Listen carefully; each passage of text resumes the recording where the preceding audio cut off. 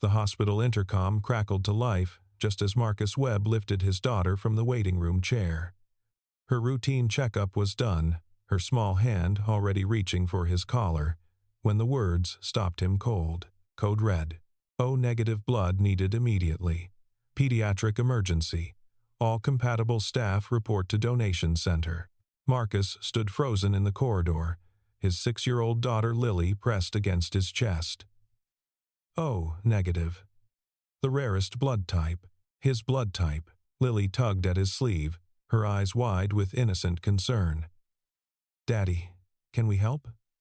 Before he could answer, the donation center doors burst open, and there she stood, Victoria Ashford, CEO of Ashford Industries, the woman who had shattered his dignity just hours ago. Her face was pale with terror, her designer heels clicking frantically on the linoleum. Then she saw him. The janitor, the man she had humiliated in front of dozens of employees, the man who now held her daughter's life in his veins. 6 hours earlier, the morning had begun like any other for Marcus Webb.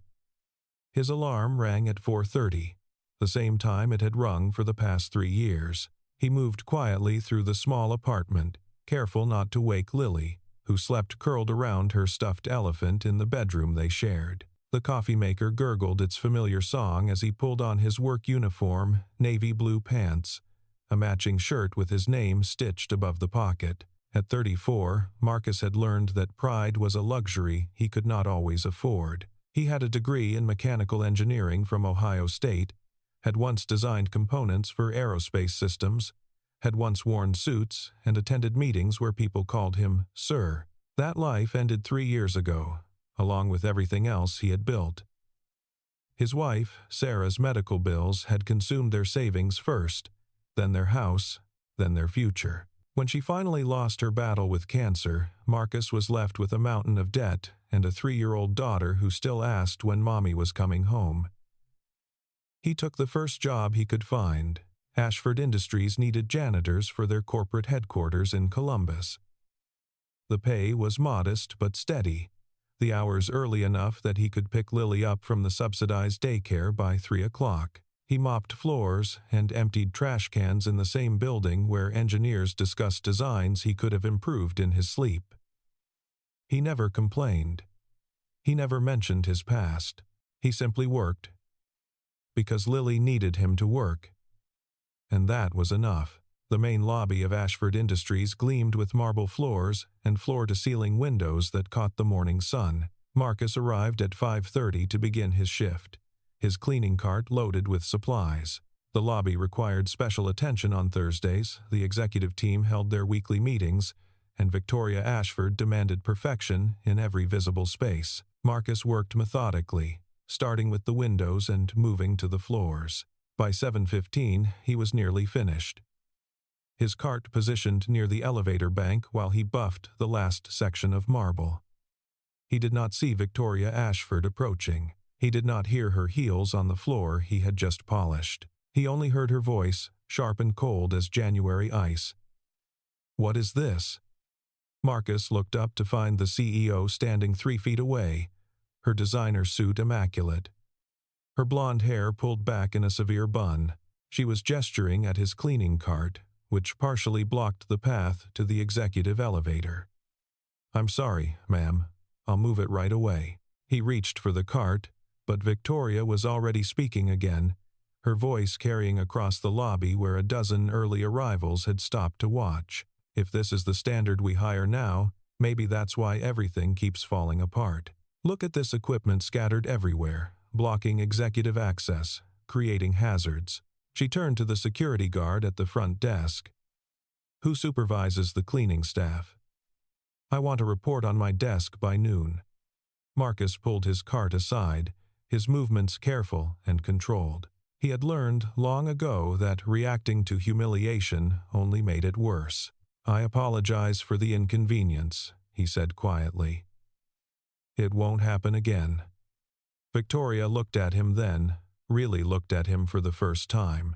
Her gaze swept over his uniform, his calloused hands, the gray threading through his dark hair. Whatever she saw confirmed something in her mind, something that made her lip curl slightly.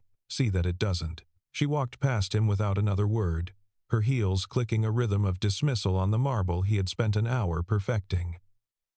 The lobby remained silent. Marcus felt the weight of every stare, the pity and discomfort of people who were grateful they were not him.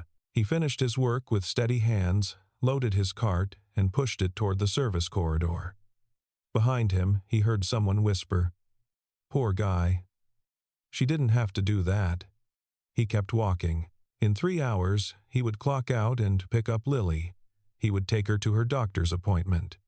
He would make her laugh on the bus ride home. Victoria Ashford's words would fade like all the other wounds he carried. He had survived worse. He would survive this too. The pediatric clinic at St. Vincent's Hospital was always busy on Thursday afternoons, but Marcus had learned to navigate the chaos. He signed Lily in at 2:45, found seats in the crowded waiting room, and pulled out the picture book he had brought to pass the time. Lily was 6 now, small for her age but fierce in spirit. She had her mother's brown eyes and her father's stubborn chin, and she faced her monthly checkups with the same quiet courage Sarah had shown during her illness. The appointments were routine, monitoring the mild heart murmur the doctors had detected at birth, ensuring it had not worsened.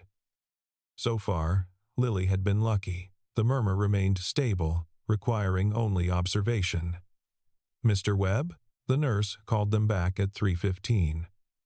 Marcus lifted Lily onto his hip and followed her down the corridor, past examination rooms and supply closets, toward the pediatric wing. They were passing the emergency entrance when the commotion began. A gurney burst through the double doors, surrounded by paramedics shouting instructions. Marcus pressed Lily against the wall to let them pass, catching only glimpses of the scene, a small form on the stretcher. Oxygen mask over a pale face, monitors beeping warnings. Female, age 7. One paramedic called out, "Acute abdominal hemorrhage, vitals dropping. Mother en route." The gurney disappeared around the corner, but Marcus remained still, his heart pounding with a father's instinctive fear. The child on that stretcher was someone's daughter, someone's whole world. "Daddy?" Lily's voice was small. "Is that little girl okay?" "The doctors are helping her, sweetheart. That's what doctors do." He carried her toward their examination room, trying to shake the image of that small, still form. But the universe, it seemed, had other plans. 20 minutes later, Marcus was carrying Lily back through the hospital corridors when he heard the scream. It came from ahead of them, near the intersection of hallways, followed by the crash of medical equipment. He rounded the corner to find chaos. A wheelchair lay overturned in the middle of the hall. A nurse was on her knees, shouting for help. And on the floor, inches from Marcus's feet, lay the same little girl from the gurney, her hospital gown twisted, her face gray, her small body convulsing. She pulled out her IV and tried to run. The nurse gasped, "I couldn't catch her. Her mother still isn't here. I need help." Marcus set Lily down gently against the wall. "Stay right here, baby.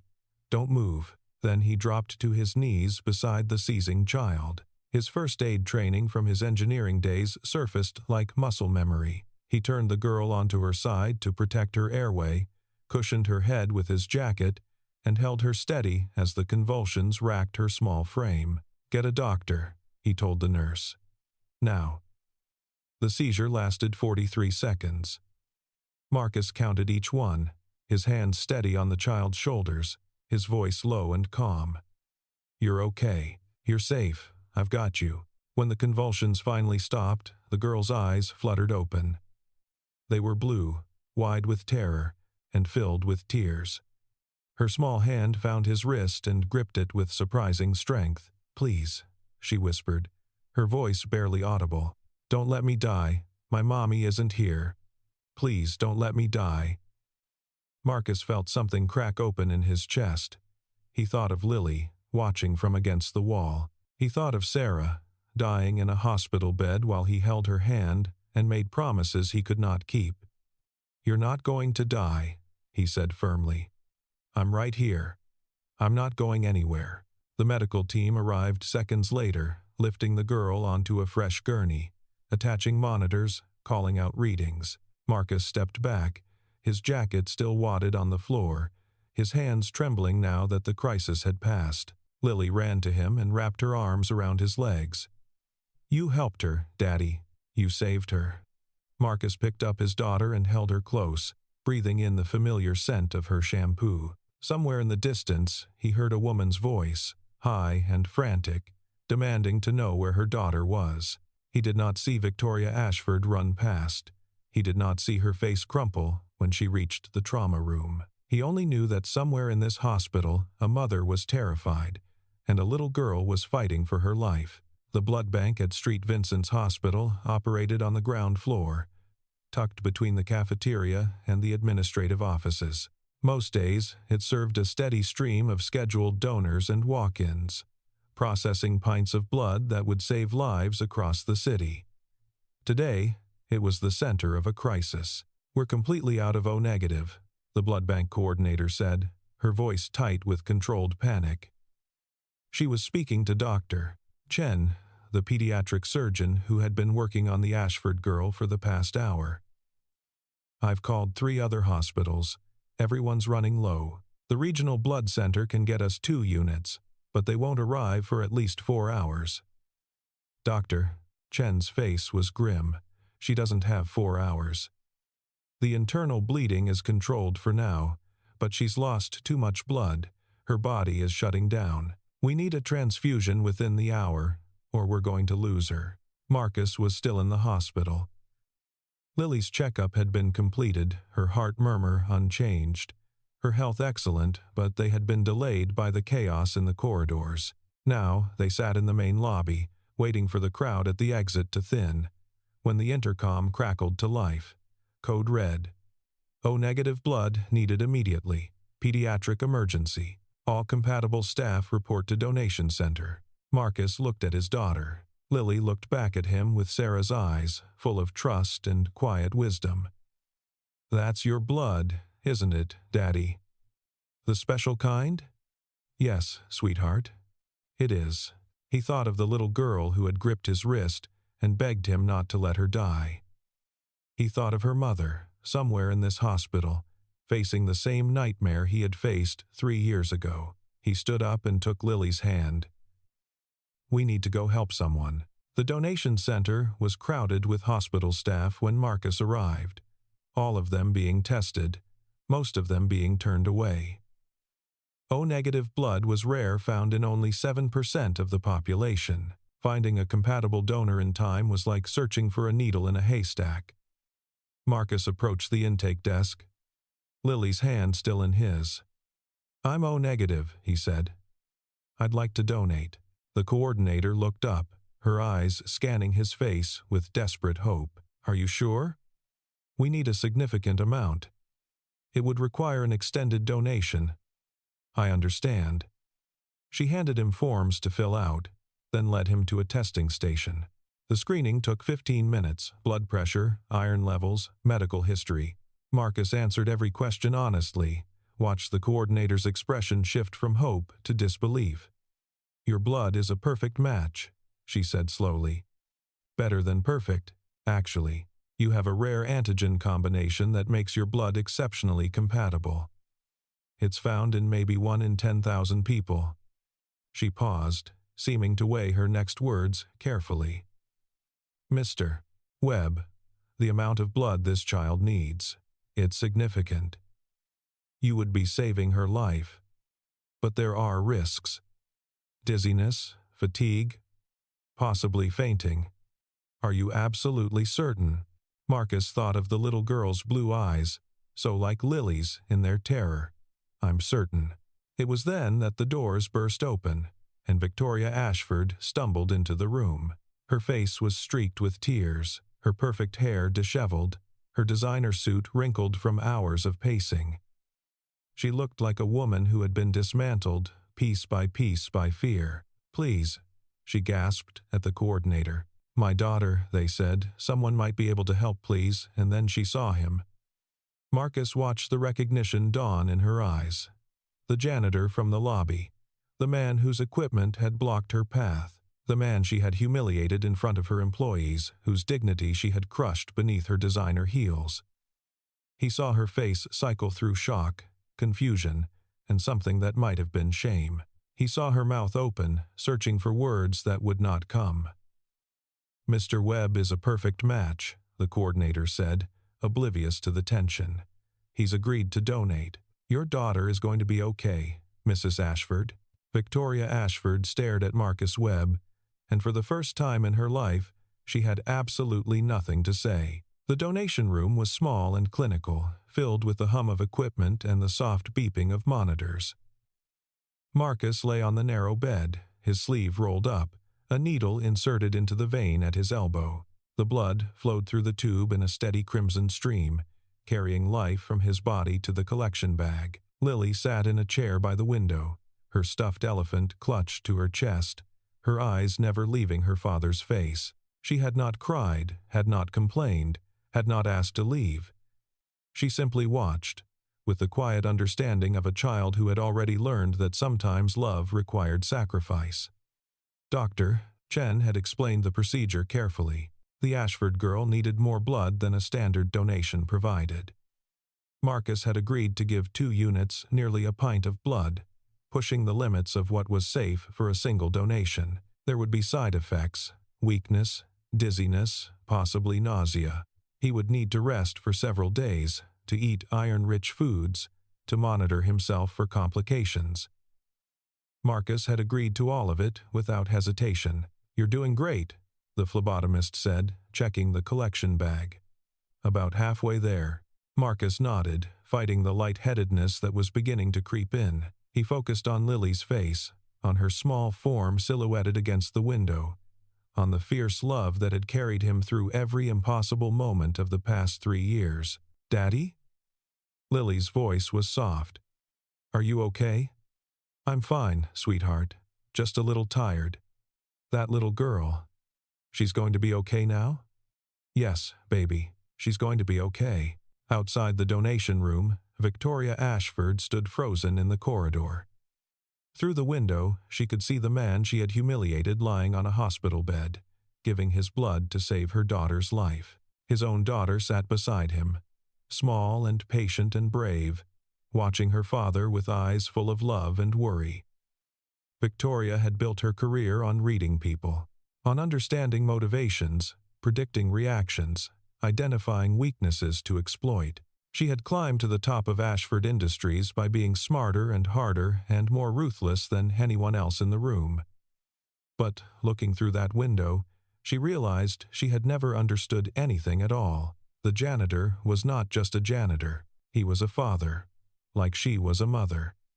He had a child who needed him, like her child needed her. He had a life beyond the lobby he cleaned, dreams and fears and loves that she had never bothered to imagine. And when given the chance, he had chosen to save her daughter without hesitation, without conditions, without any of the strategic calculations that governed her own life. The phlebotomist emerged from the room, carrying the collection bags. "We've got what we need. Dr. Chen is prepping for transfusion now. Your daughter should stabilize within the hour." Victoria nodded, unable to speak. She watched through the window as Marcus Webb slowly sat up, swaying slightly, accepting a cup of juice from the nurse with a tired smile. She watched his daughter run to him, wrapping her small arms around his neck, pressing her face against his shoulder. And Victoria Ashford, CEO of a billion-dollar company, woman of power and influence and control, felt something she had not felt in years. Shame. Deep, burning, inescapable shame. The transfusion took 45 minutes. Victoria spent every second of it in the hallway outside her daughter's room, watching through the window as the blood Marcus Webb had given flowed into Emma's small body. The monitors showed her vital signs stabilizing, her blood pressure rising, her oxygen levels returning to normal. The gray pallor faded from her cheeks, replaced by the faint pink of returning life. Dr. Chen emerged at 7:15. His face finally showing the relief that Victoria had been too afraid to feel. "She's stable. The transfusion was successful." She's going to need surgery tomorrow to repair the damage from the hemorrhage, but her prognosis is excellent. Victoria sagged against the wall, tears streaming down her face. Can I see her? She's sleeping now. But yes, you can sit with her. Victoria entered the room slowly, as if approaching something sacred. Emma lay in the hospital bed, looking impossibly small against the white sheets. But her breathing was steady, and her face was peaceful. Victoria took her daughter's hand and held it, feeling the warmth of her skin, the pulse beating steadily at her wrist. I almost lost you, she whispered. I almost lost everything. She sat there for nearly an hour, watching Emma sleep, processing the events of the day. At 8 o'clock, a soft knock interrupted her vigil. She looked up to find a nurse standing in the doorway. Mrs. Ashford? I thought you might want to know the man who donated blood for your daughter. He's being discharged now. He's in the lobby, waiting for a taxi with his daughter. Victoria stood immediately. I need to speak to him. I should tell you something first. The nurse hesitated, choosing her words carefully. I recognized Mr. Webb when he came in. He works at Ashford Industries. He's on the cleaning staff. But before that, well, one of the other nurses knew him from before. He used to be an engineer. A good one, apparently. He gave it all up when his wife got sick, spent everything he had trying to save her, then took whatever job he could find to support his daughter after she passed. Victoria felt the words like physical blows. An engineer, a widower, a man who had sacrificed everything for love, and she had treated him like he was nothing. His daughter, the nurse continued, the little girl with him? She has a heart condition, nothing serious right now, but she needs regular monitoring. He works 2 jobs to keep up with the medical bills. No insurance, but he never misses an appointment. Victoria thought of the way she had spoken to him in the lobby, the contempt in her voice, the dismissal in her eyes. She had looked at a hero and seen only a janitor. She had looked at a grieving father and seen only an obstacle. Thank you, she managed. For telling me. She walked out of Emma's room on unsteady legs, heading for the lobby. She did not know what she would say. She did not know if any words could undo what she had done, but she knew she had to try. The hospital lobby was nearly empty at 8:30 on a Thursday evening. Marcus sat on a bench near the exit, Lily asleep in his lap, waiting for the taxi he had called. The donation had taken more out of him than he had expected. His head ached, his limbs felt heavy, and a persistent dizziness made standing difficult. But Lily was warm against his chest, and Emma Ashford was alive, and that was enough. He heard the footsteps before he saw her, the click of heels on linoleum, hesitant now instead of commanding. He looked up to find Victoria Ashford standing 10 feet away, her face a mask of uncertainty he had never seen before. Mr. Webb. She stopped, seeming to struggle with what came next. Please. May I apologize? Marcus looked at her for a long moment. He thought of the morning, of the lobby, of the words that had cut deeper than she would ever know. He thought of Sarah, who had taught him that kindness was not weakness, that forgiveness was not surrender. You don't need to apologize, he said quietly. I did what anyone would do. No. Victoria took a step closer, her voice cracking. Not anyone. I wouldn't have. If our positions were reversed, if you had humiliated me the way I humiliated you, I don't know if I would have helped. She paused, swallowing hard. You saved my daughter's life.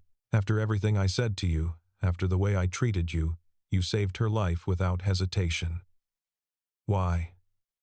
Marcus considered the question. Why had he done it? Because Emma had gripped his wrist and begged him not to let her die. Because Lily had asked if they could help.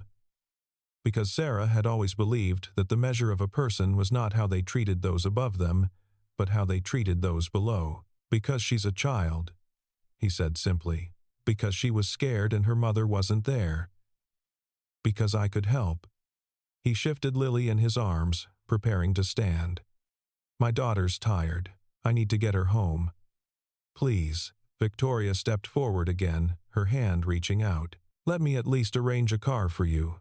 A proper car, with a car seat for your daughter. Let me do something. Marcus looked at her outstretched hand, at the desperation in her eyes. He thought of all the times he had been dismissed, overlooked, treated as less than. He thought of how easy it would be to walk away, to let her sit with her guilt, to take some small satisfaction in her suffering. But that was not who he was. That was not who Sarah had loved. A car would be appreciated, he said finally. Thank you. Victoria's relief was visible. She pulled out her phone, made a quick call, arranged for a company car to take them home. When it arrived 15 minutes later, she walked them out herself, watching as Marcus settled Lily into the car seat as he buckled himself in beside her. Mr. Webb, she said as he reached for the door, I hurt you today. I judged you without knowing anything about you. I'm sorry. Truly sorry. Marcus met her eyes. He saw shame there, and regret, and something that might have been the beginning of change. He did not offer forgiveness that was not his to give, not yet, not while the wound was still fresh. But he offered something else. Thank you for the car, he said. I hope your daughter recovers well. He closed the door, and the car pulled away into the night, leaving Victoria Ashford standing alone on the hospital steps, staring after him. The board meeting was scheduled for 9 o'clock Friday morning. Victoria had been dreading it since she received the emergency summons late Thursday night. She knew what they would say. She had abandoned a critical investor presentation to rush to the hospital. She had left Robert Chen, the CFO, to handle questions he was not prepared to answer. She had put her personal life ahead of company interests, and in the world of corporate leadership, that was an unforgivable sin. The boardroom was full when she arrived, 8 faces arranged around the mahogany table, none of them friendly. Harold Weston, the chairman, sat at the head, his expression carved from stone. Victoria, please, sit down. She sat, her spine straight, her face composed. She had learned long ago to hide weakness in this room. I assume you know why we've called this meeting, Harold continued. Your departure yesterday caused significant concern among our institutional investors. Robert did his best to reassure them, but questions were raised about your commitment to the company, your judgment, your priorities. Victoria listened without interrupting. She had prepared for this, had rehearsed her explanation, had marshaled her arguments. But sitting here now, looking at the faces of people who saw her only as a function of quarterly earnings, she felt something shift inside her. My daughter almost died yesterday, she said quietly. She had an internal hemorrhage. She needed emergency surgery and a blood transfusion from a rare donor. I left the meeting because I was told she might not survive the night. The room fell silent. Harold cleared his throat. We understand that, Victoria, and we're glad she's recovering. But this company employs over 4,000 people. Their livelihoods depend on stable leadership, on investors who trust us to put the business first. I know. Victoria looked around the table, meeting each pair of eyes in turn. And I've spent 15 years proving that I can do that. I've sacrificed birthdays and recitals and school plays. I've missed first steps and first words and first days of school. I've given this company everything, and I told myself it was worth it because I was building something important. She paused, feeling the words take shape, feeling the truth of them in her bones. Yesterday, a janitor saved my daughter's life, a man I had humiliated that very morning, a man I had dismissed as beneath my notice. He gave his blood, gave it willingly and without hesitation, because my daughter was a child in danger and he could help. She thought of Marcus Webb, sitting in the hospital lobby with Lily sleeping in his lap, exhausted and dizzy but refusing to leave until he knew Emma was stable. That man has nothing, no insurance, no savings, no safety net. But he has something I lost a long time ago. He has his priorities straight. He knows what matters. Harold frowned. Victoria, this is all very touching. But I'm not resigning, Victoria interrupted, and I'm not apologizing for leaving that meeting. What I am doing is changing. This company is going to become the kind of place where a single father working 2 jobs can get health insurance for his daughter, where people are treated with dignity, regardless of their position, where profit is not the only measure of success. She stood, gathering her papers. You can support me in this, or you can replace me. But I'm done pretending that being powerful means being cruel. She walked out of the boardroom, leaving 8 stunned faces behind her. That afternoon, Victoria went back to the hospital. Emma was awake now, sitting up in bed and watching cartoons, looking miraculously healthy for a child who had nearly died 24 hours earlier. "Mommy!" Emma's face lit up when Victoria entered. "The doctor said, I'm doing really good. They said the blood from the nice man saved me." Victoria sat on the edge of the bed, smoothing her daughter's hair. "Yes, sweetheart. He did save you. Can I meet him? I want to say thank you." Victoria thought of Marcus Webb, of his quiet dignity, of his gentle refusal to accept her apology. "Maybe someday, baby. If he wants to meet you." A soft knock interrupted them. Victoria turned to find Marcus standing in the doorway, Lily peeking out from behind his legs. "I'm sorry to intrude," he said. The nurse said Emma was doing well. Lily wanted to make her a card. He held up a piece of construction paper covered in crayon drawings, flowers and hearts, and 2 stick figures holding hands. Victoria felt tears spring to her eyes. "Please, come in." Marcus entered slowly, his movements still showing the effects of yesterday's donation. Lily hung back, suddenly shy, clutching the card to her chest. Emma leaned forward, her eyes wide with curiosity. "Are you the man who saved me?" Marcus knelt beside the bed, bringing himself to Emma's eye level. "I just helped a little. The doctors did most of the work." "Daddy gave his blood," Lily announced, finding her courage. "Because you needed it, and he had the right kind. He was really brave." Emma looked at the small girl with wonder. "Is he your daddy? The best daddy in the whole world?" Marcus smiled, the first real smile Victoria had seen from him. "Girls, why don't you show each other the card? I think Emma might like the flowers." As the 2 children bent over Lily's artwork, chattering already like old friends, Victoria stepped closer to Marcus. "Thank you for coming," she said softly. Lily insisted. "She's been asking about Emma all day. She's a wonderful child. You've raised her well." Marcus looked at his daughter, his eyes soft with love. "She's raised me, I think. After her mother died, she was the only thing that kept me going." They stood in silence for a moment, watching the 2 girls. Emma was showing Lily the buttons on her hospital bed, making it rise and fall, while Lily giggled. "I meant what I said yesterday," Victoria finally spoke. "About being sorry. About judging you. I've spent my whole life measuring people by their positions, their power, their usefulness to me. I never stopped to see them as human beings." Marcus turned to look at her, his expression unreadable. "Why are you telling me this?" "Because I want to do better. Because I want to be the kind of person my daughter can be proud of." She paused, gathering courage. "And because I want to ask you something. Not as an apology. As an opportunity." Marcus was silent for a long moment. "What kind of opportunity?" "Ashford Industries needs to change.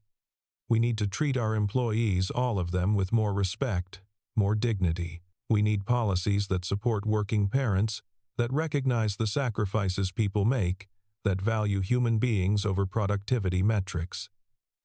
She took a breath. "I want to start a program for single parents in our company. Health insurance, flexible hours, emergency childcare. And I want you to help me design it." Marcus stared at her. "You want me to? What?" "You know what these families need. You've lived it. I can throw money at programs all day, but without someone who understands the reality, it'll be nothing but corporate PR." She met his eyes, hoping he could see her sincerity. "I'm not offering charity. I'm offering a consulting position. Part-time, paid, with full benefits for you and Lily. You can keep your other job if you want, or you can come work for me in a role that uses your engineering background. Whatever you choose, I want your voice in the room." Marcus looked at Lily, who was now braiding Emma's hair with the solemnity of a surgeon. He thought of Sarah, of the dreams they had shared, of the life they had planned before illness and debt had torn it all away. "I've been judged my whole life," he said slowly, "for being poor, for taking jobs that people think are beneath me, for not being able to give my daughter everything she deserves." He turned back to Victoria. "I stopped caring what people thought a long time ago, but this could change something. Not for me, for people like me." He extended his hand. "I'll do it, but I have conditions. The program has to be real, not just a PR stunt, and you have to listen when I tell you things you don't want to hear." Victoria took his hand, feeling the calluses on his palm, the strength in his grip. "Agreed." From the hospital bed, Emma called out, "Mommy, Lily says she wants to be my friend.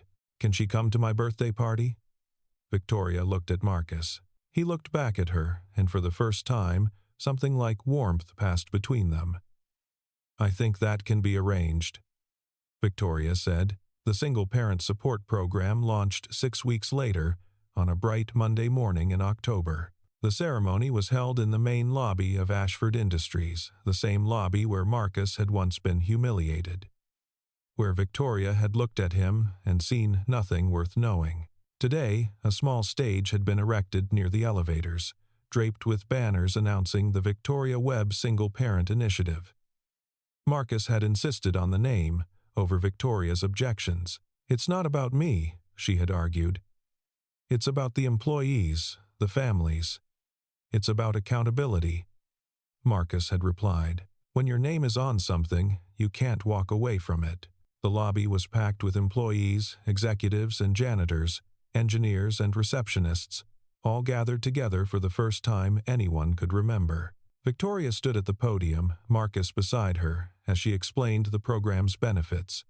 Subsidized health insurance, emergency child care funds, flexible scheduling, paid family leave.